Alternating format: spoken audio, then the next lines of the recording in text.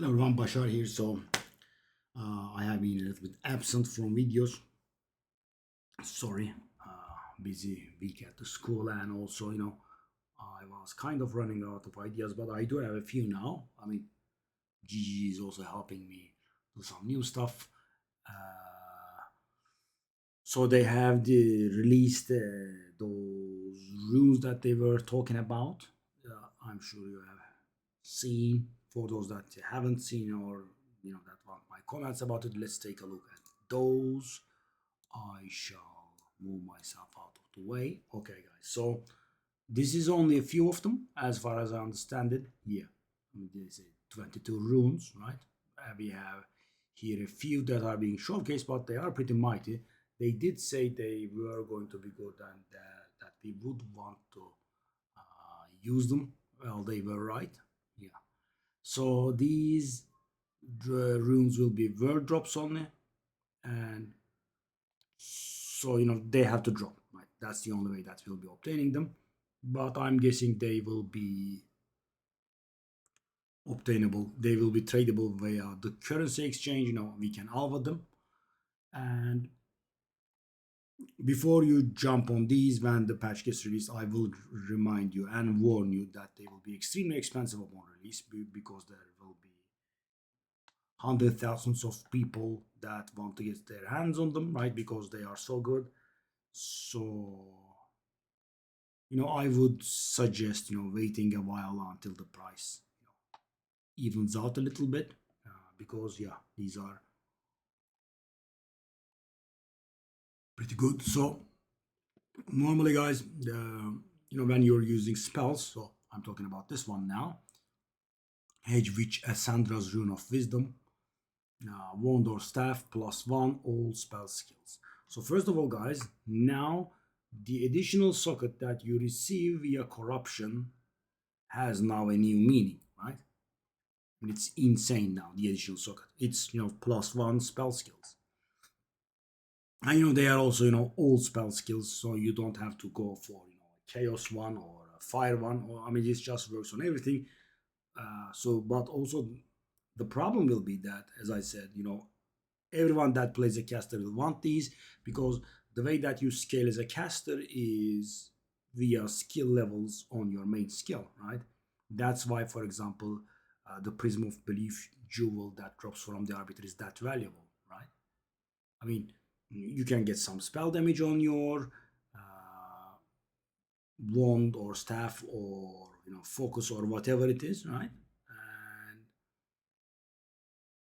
your passive tree, and there is just not much else, right? Because that's how spells scale. There is not too much scaling for spells. So the best method to scale it is your main skill level. So, for example, guys, last season in season 0, Spark was the most popular skill, right? And the +3 Spark skills, Prism of Belief from the Arbiter was worth about a mirror. Yeah, and I'm not exaggerating. About 2000 divine or so. That's how much it was worth. I had the pleasure and luxury of having one, and at the end of the season, I obtained one and I sold it for 1000 divine. My only trade that I did with a person that was above 600 divine because, after 600 divine, there is a bit of a room problem. Why? Because, a single stack can have 10 divine. So in one trade, you can't really do anything that's above 600 divine. So how do you do it?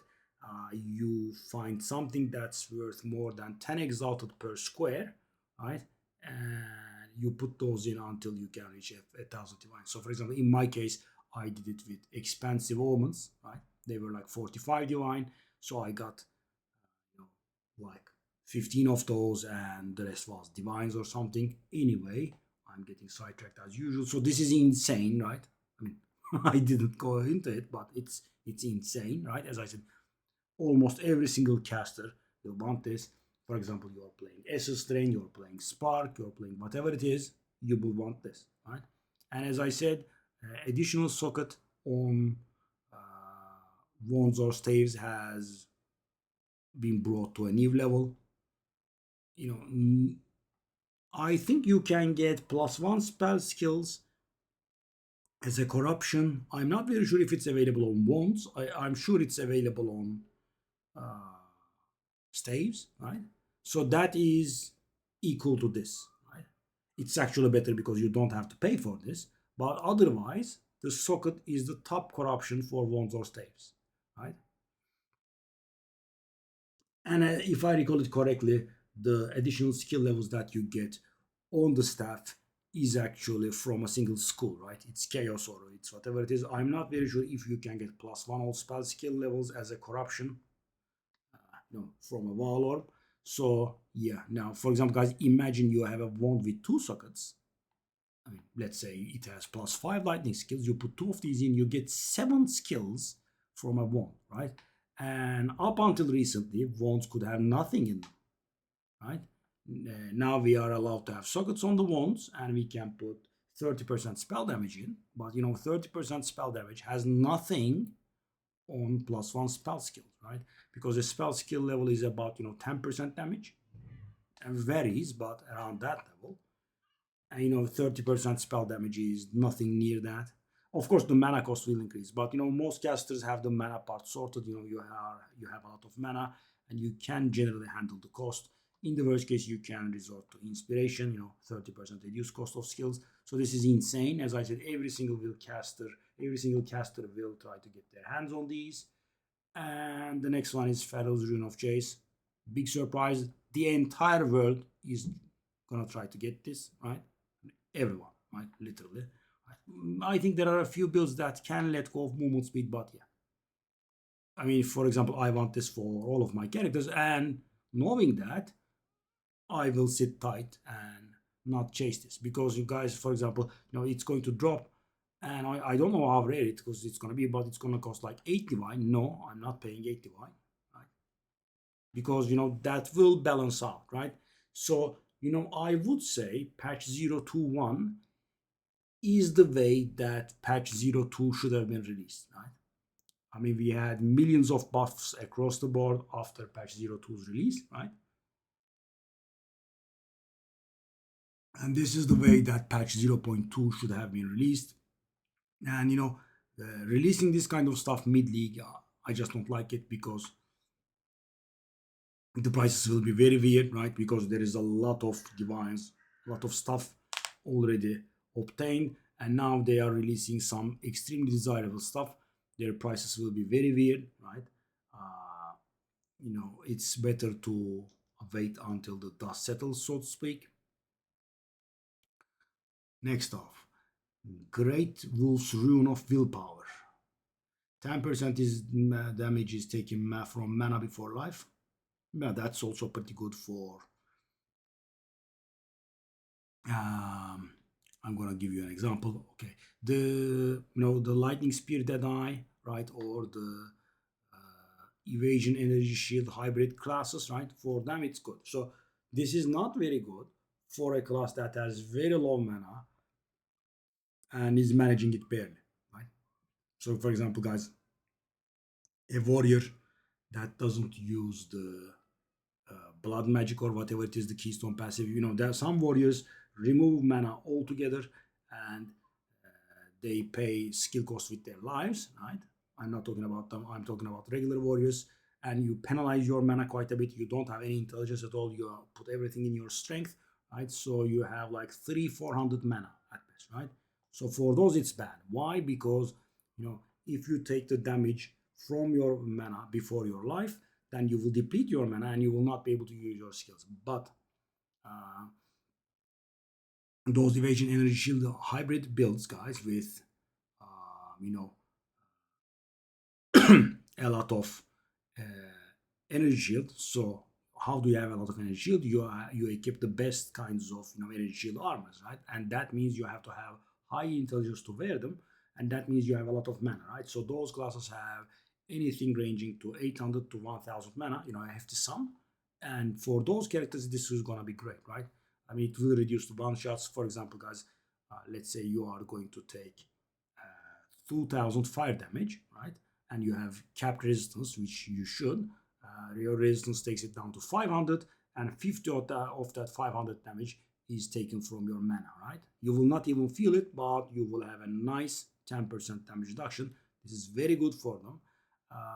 But also, all of these, I mean, not this one, but the boots and body armor and helmets, this stuff, all of these kind of force you to get your resistances properly, right? Because, guys, in the past, what were we doing?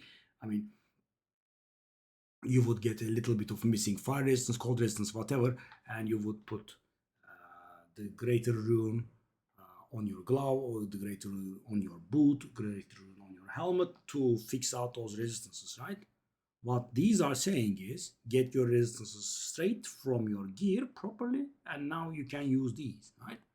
So, I mean, higher end armor with more resistances is going to be more desirable. And so this is not going to be desired by every single person in the world, right? But this is definitely everyone will want this, right? Almost everyone. The Wondor staff one is going to be desired by everyone that uses wands or staves. This one is going to be used by people I mentioned, right? If you have a decent sum of mana, this can be of use to you. But still, guys, Iron Rune is also mighty powerful, right? 25% increase armor, evasion, and energy shield. That's also pretty good. And we also have a new soul core, Takati. Takati, we have a Takati soul core. I think it's the crit damage one, I believe. Not very sure. Okay, so Takati soul core of affliction, helmets, enemies you curse have -8 chaos resistance. Okay, guys, I mean, this is the energy drain or any sort of chaos damage build, right? You definitely want this. So, those characters are utilizing blasphemy that turns curses into auras, and you also go for the keystone passive called Whispers of Doom, in which you can curse enemies twice, right? At the cost of increasing the curse's activation delay, but you already turned them into an aura, so that doesn't really apply to you. So you use temporal chains to slow them down, and you use despair, I believe that was called, to reduce their chaos resistances. And of course, reducing the chaos resistances further is just, added up damage. It's beautiful, right? You will want this, but, this is, of course, quite specific. Not everyone will want this, but, chaos damage will want this. And also we are getting 7 new talismans. So 22 new runes, 14 new soul cores, and 7 new talismans. That's actually a lot. 43 new Socketables, right? So we see 3 runes out of 22. We see 14 new soul cores and 7 new talismans. Okay, so the soul cores, where do they drop? I mean, obviously, Trial of Chaos, and the new soul cores can be found in endgame ultimatum encounters in the Trial of Chaos. Yeah. I mean, generally, when you do max level trial, you do get 3 soul cores. I'm guessing they will drop from there. Yeah, and that means, guys, after the patch, Trial of Chaos will be, a popular place, right? Because that is the only place to do this, and some people will want these, and of course, people will be jumping in Trial of Chaos to sell these. Yeah. Okay, now we have a talisman. Talismans can be dropped from Asberian spirit possessed enemies. Yeah, Talisman of Raldana in martial weapon. 25% reduced poison duration. I wonder if. Oh, sorry. I thought it was martial weapon and then it's going to some armor effect. No, no, no. It does it on the martial weapon. It does both of these effects. I'm going to say who on the God's green earth is going to do this, but there is actually a follow-up. It's still for the weapon. Targets can be affected by +1 of your poisons at the same time. So I don't know any poison builds, guys. But if there are any, they will definitely want to use these because you can affect them with a single poison, and now you can affect them with 2 poisons. It is pretty good. I wish we had some more data to go on, but I want to talk about the goodies with you guys. And yeah, expect some more videos coming. I have some new ideas now, and I'll see you. Bye bye.